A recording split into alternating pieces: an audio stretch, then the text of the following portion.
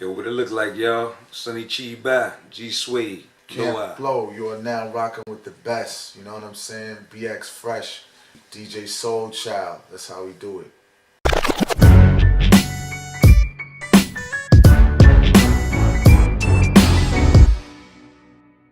What's good, Geechee and Sunny?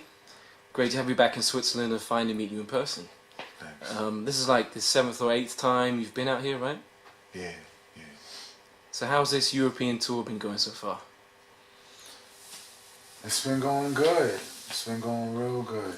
Energy has been up. The love has been incredible. A lot of love. Just in certain places, the smoke a little too thick, the cigarette smoke. Up in that joint. Yeah. My voice is messed up itself. So have you had like any like funny, crazy tour experiences on the way?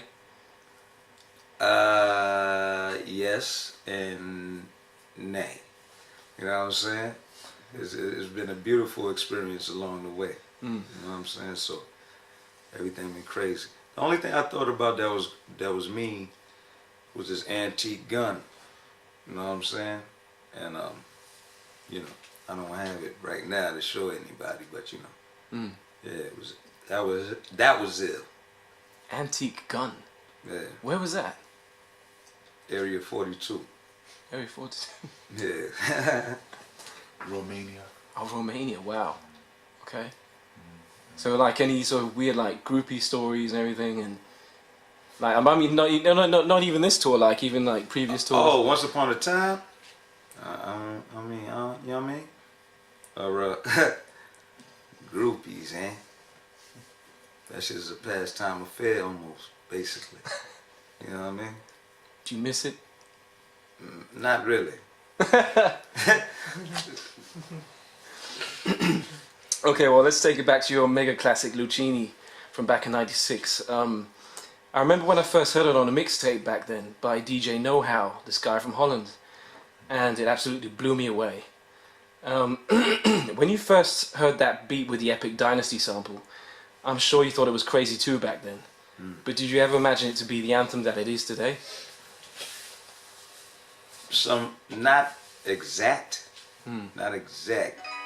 but didn't really want to let anybody hear it because they thought it was an Earth, Wind and Fire sample.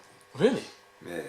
Okay. Because of the horns and all that. Wouldn't let them hear, you know what I mean? They just hear a little, cut it off. You know what I'm saying? Right. They want nobody to present it before we did. Right. Yeah, I think it was like, I know it was early in the morning, and Ski called the crib and was like, listen to this. And I just remember this like I knew life was about to change. Is that bad? I knew that. I knew life was about to change. And excitement beyond Just words. Reggie. It seemed like cats was knocking on the door at the same time. You know what I mean? It was crazy as soon as we heard it. Wow. And actually, the February the 28th will actually mark the 20th anniversary of Luchini.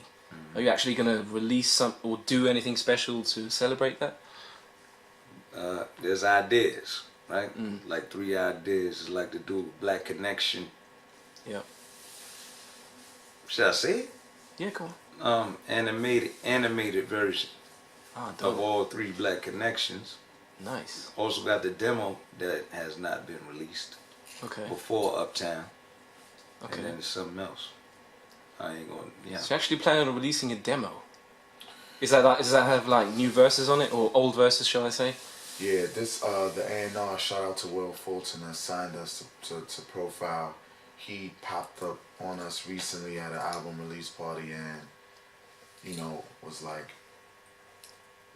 and we didn't know this music exists anymore. And this was pretty much the album that we had recorded before Uptown. You know what I mean? So, you know, people gonna hear some real raw. Yeah, it's raw. Real raw. So before you got signed, you basically smoothed it out. Well, no, when you got signed, you smoothed it out after that point. This was the tape that got us. We signed. honed it in. Right. This is the tape that got us the deal. Wow. Yeah. I'd love to hear that. Yeah, like I had no idea the music still exists. So that So neither of you actually own a copy of it? yeah. At this present moment, yes. Yeah. Yeah. But I know Will probably did that on purpose too. Like, I'm gonna hold this to, you know, to it's the last thing they thinking about. You know what I mean? But you would have thought, like, Bam. after the #1 smash, you know, they probably would have leaked it just to sort of, you know, profit off that sort of success there. You know how shady it gets. You know, you get people who leak shit all the time. It gets right. crazy. I mean, that's like blueprint type shit. Plus, he signed us, and, you know, you wouldn't think a cat that would like that would do that. Well, maybe the label probably would have played that game. Right. Will's a good guy. Yeah, well, a bit different than that label. And last year, as we were saying before, DJ Needles did this amazing mashup of Lucini with the Bobby Shmurda hot beat. I'm not going to say the M word. But the original Bobby Shmurda joint was loved by so many, but equally hated by hip-hop purists. Like, how did you feel when you first heard it? Did you like the original track? And did it help introduce your music to a younger audience? I'd say that's a dual effect, because yes and yes, right? Yeah. Initially hearing it sound just straight raw, rocking over drums, right? Like, I mean, how could you not, you know?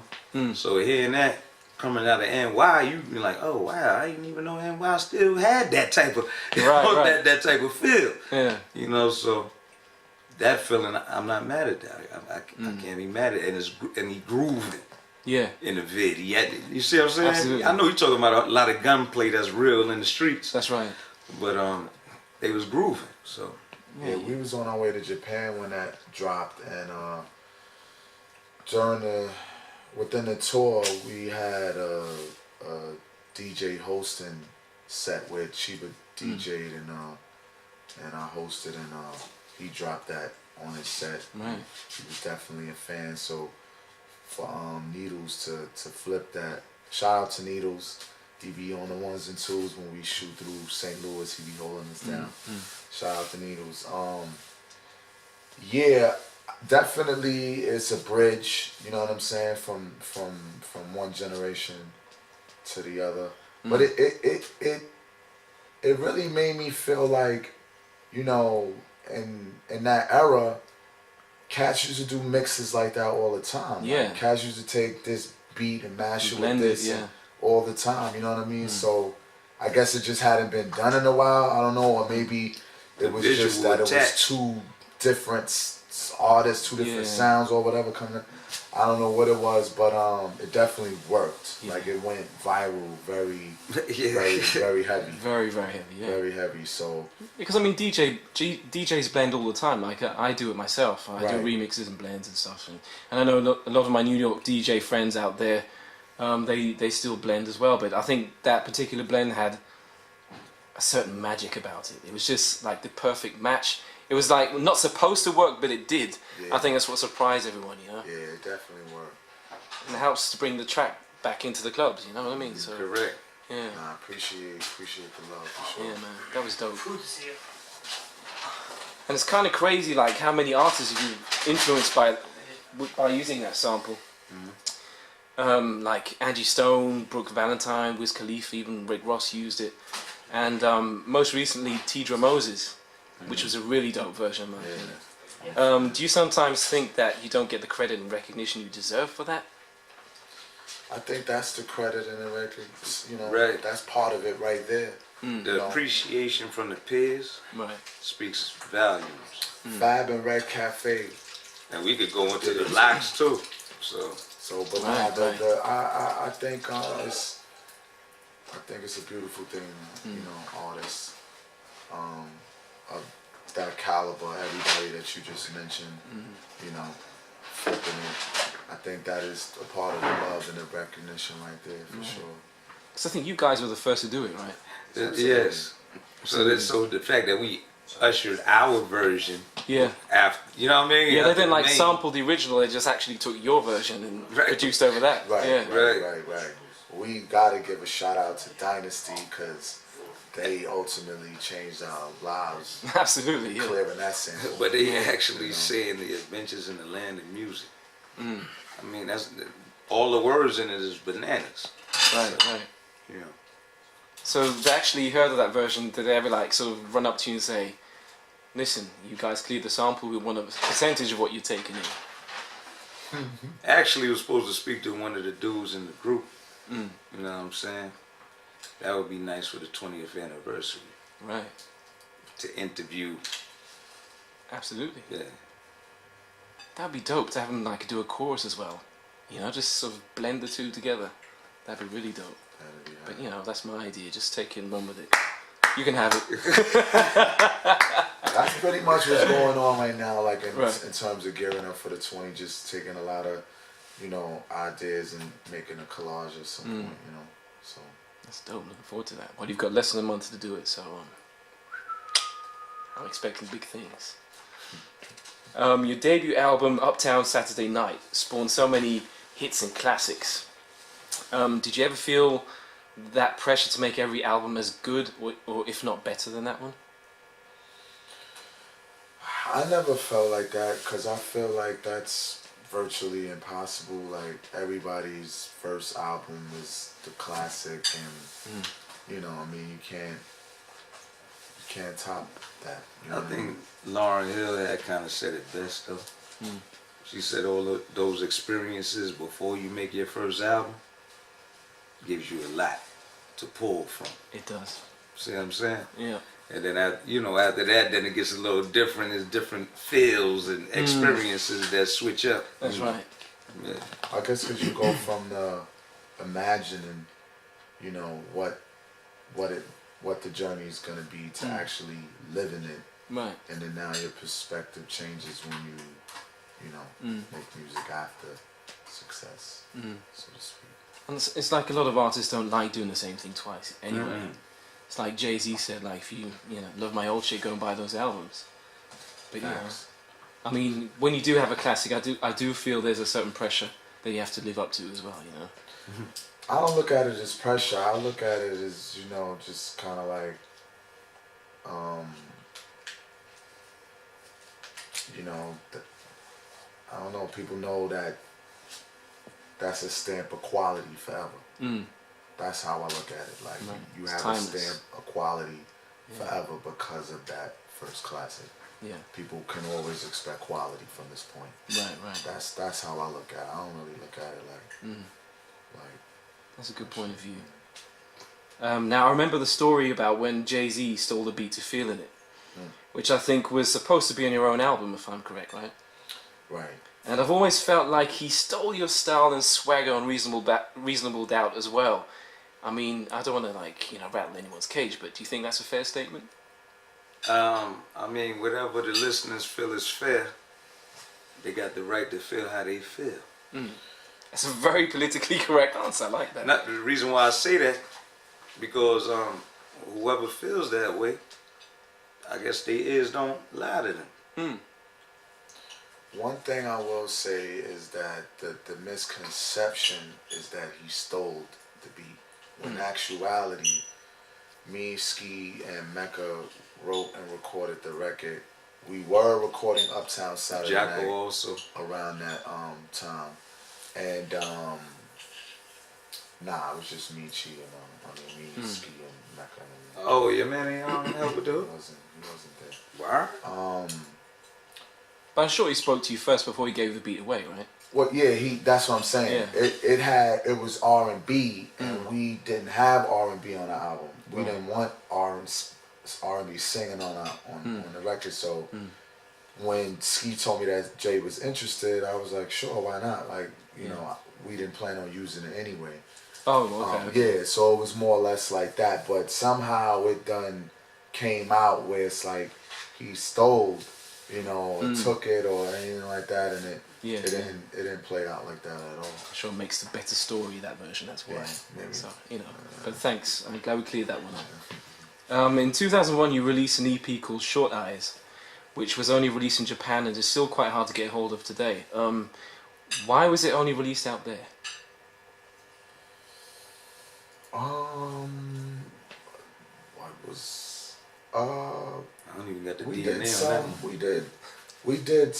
It was the deal that we did. with that particular label in Japan, and part of the stipulation was that it would just be exclusively, you know, in Japan. Some goofy person, I like to call him the sea hag or whatever, gonna say, why would you name it Short Eyes?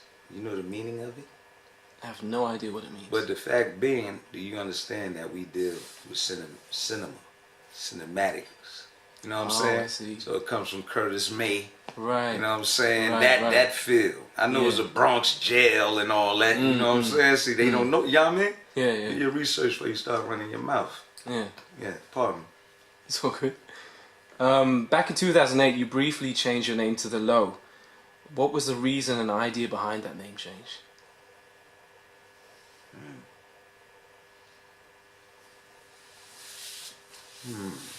Well, being that we was coming with Lumdy, you know what I'm saying? Camp Low is that's the name, the brand, right? The Low is most of the time when cats will see it, oh, that's the Low right there, that's the Low right there, the Low. Plus, it was like rocking with SRC. Thought it was gonna do a little different thing with SRC. Right. You know what I'm saying? So the Low on SRC felt like a different feel than I see what you Camp mean, Low on SRC or whatever. Right. Something like. And Geechee, back in 2012, you released a solo single called Ask About Me, which was supposed to be on your debut solo album, Fishnet Skyscrapers. But that album never got released. What happened to that album, and do you still plan on releasing it sometime? The company that had Nature Sounds that put out this last project, Ragtime, High Times, they had caught wind of that, and it kind of just got contractually got a little tangled. Right. But I do have some other stuff that I do plan on releasing. Cool. In the near future for sure. What about you? Are you thinking of a solo project as well? Me, it's kind of more on some art, exhibit shit. Okay. So, you know, an album, I don't know. But just some art. Yeah. Nice. How long have you been into that then? Into making art? Art, I'll probably say from the giddy up. Instead of tracing a comic book, I used to put it to the side and then, you know. I mean, everybody trace. I'd rather see how close I could get to the comic book cover without tracing. Yeah. Well, that's dope. Now let's talk your new album, Ragtime High Times. It's your 8th project, and you got back in the studio with your long-term collaborator, the legendary Ski Beats. I have to say it's a very flavoursome album. You have everything on there from traditional hip-hop to neo-soul grooves to like 80s electro-funk inspired tracks and even rock. There's some of that old Camp Low on there for the fans, but it's also very experimental. Was there a certain concept behind this album? Where did you draw the influences from? The pull of the sounds? Yeah, just the inspiration. Oh, the inspiration behind it. I mean, the title was different from like the pull. Well, I know when we get together, us and Ski, third member of Camp Low, we always pick up where we left off and go somewhere different. You know what I mean? And yeah, I like the word experimental with Ragtime. And then there was those moments that was like, yo, this is reminiscent to this, you know what I mean? But